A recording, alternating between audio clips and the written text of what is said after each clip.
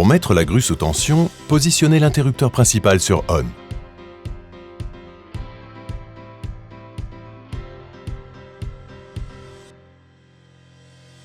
Dans la cabine, réglez le siège pour avoir la meilleure position de conduite, bras sur les accoudoirs.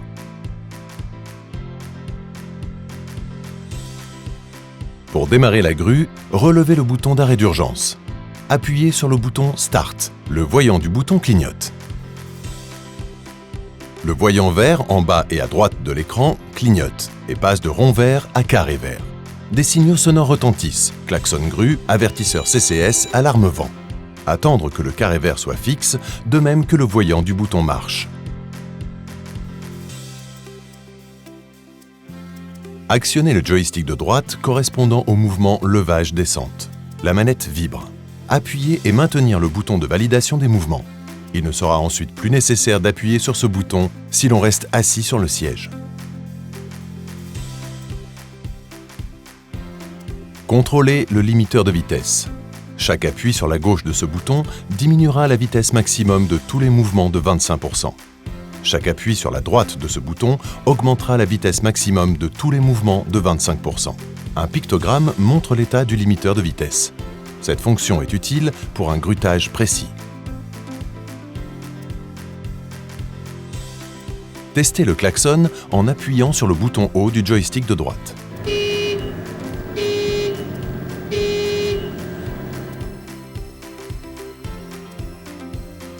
Testez la mise en veille de la grue en appuyant sur le bouton veille.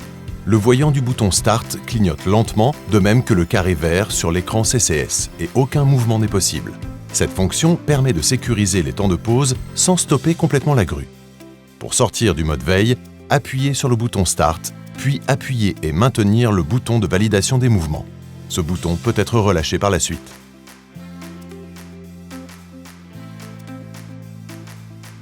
Bouton du frein d'orientation.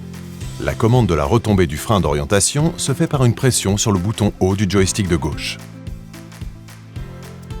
Le frein ne retombera qu'à faible vitesse d'orientation.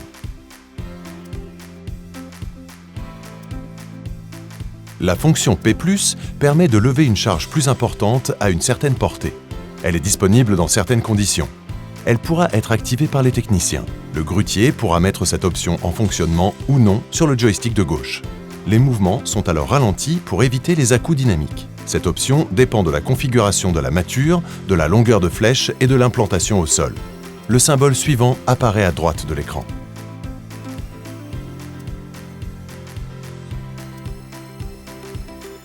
À partir de l'écran indicateur, appuyez sur la touche Escape.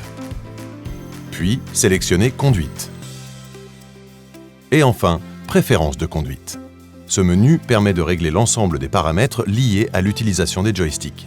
Pour chaque mouvement, il est possible de modifier les courbes de vitesse, la vitesse minimum et la vitesse maximum.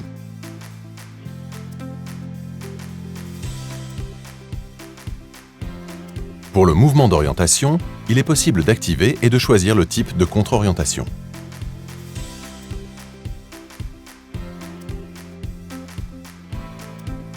Pour la distribution, choisir le profil de conduite le plus adapté.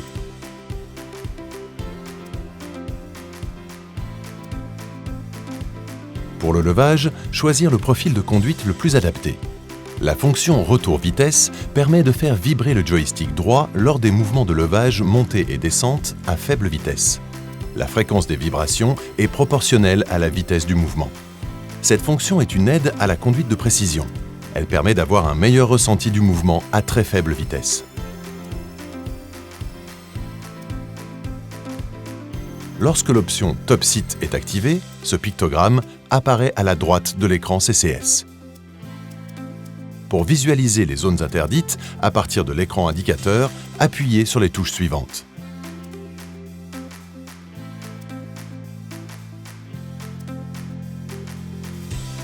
Vérifiez à l'aide du joystick de levage le fonctionnement du mouvement levage montée et descente à toutes les vitesses. Faire un mouvement de levage montée jusqu'au limiteur de course de levage haut. Le mouvement doit ralentir et ce symbole est affiché. Puis, le mouvement doit s'arrêter et ce symbole est affiché. Si le fin de course levage bas est réglé, effectuez les mêmes manœuvres que pour le limiteur de levage haut, avec les symboles suivants. Vérifiez à l'aide du joystick de distribution le fonctionnement du mouvement distribution avant et arrière à toutes les vitesses. Faire un mouvement de distribution avant jusqu'au limiteur de course de distribution avant. Le mouvement doit ralentir. Le bar graphe de la distribution avant devient orange et ce symbole est affiché. Puis, le mouvement doit s'arrêter. Le bar graphe de la distribution devient rouge et ce symbole est affiché. Effectuez les mêmes manœuvres que pour le limiteur de distribution avant, mais en distribution arrière. Les symboles suivants apparaissent. Vérifiez à l'aide du joystick d'orientation le fonctionnement du mouvement d'orientation droit et gauche à toutes les vitesses. Lorsqu'un mouvement d'orientation atteint le fin de course droit ou gauche, le mouvement doit ralentir et ce symbole est affiché. Puis, le mouvement doit s'arrêter. Ce symbole est alors affiché.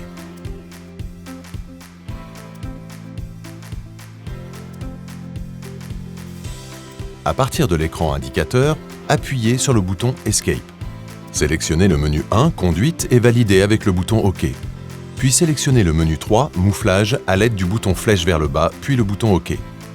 Sélectionnez le type de mouflage à changer à l'aide des boutons flèche droite ou gauche, puis validez avec le bouton OK. Confirmez par oui ou non, puis revenir à l'écran indicateur en appuyant sur le bouton Escape. Le changement de mouflage apparaît sur le bandeau de droite. Il faudra ensuite procéder au changement de mouflage mécanique.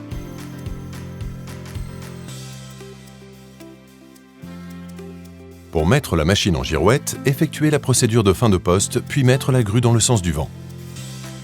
Mettre la grue hors tension en appuyant sur le bouton d'arrêt d'urgence positionné sur l'accoudoir droit. Sur l'écran CCS, le témoin « Machine en fonctionnement » passe en « Machine à l'arrêt ». À partir de l'écran indicateur, appuyez sur le bouton Escape. Sélectionnez le menu 1, Conduite, et validez avec le bouton OK. Sélectionnez le menu 2, Mise en girouette, et validez avec le bouton OK. Une fois dans ce menu, le symbole frein serré apparaît. Sélectionnez OK. Le symbole frein desserré apparaît. La grue est alors en girouette. La mise en girouette en pied de grue est également disponible.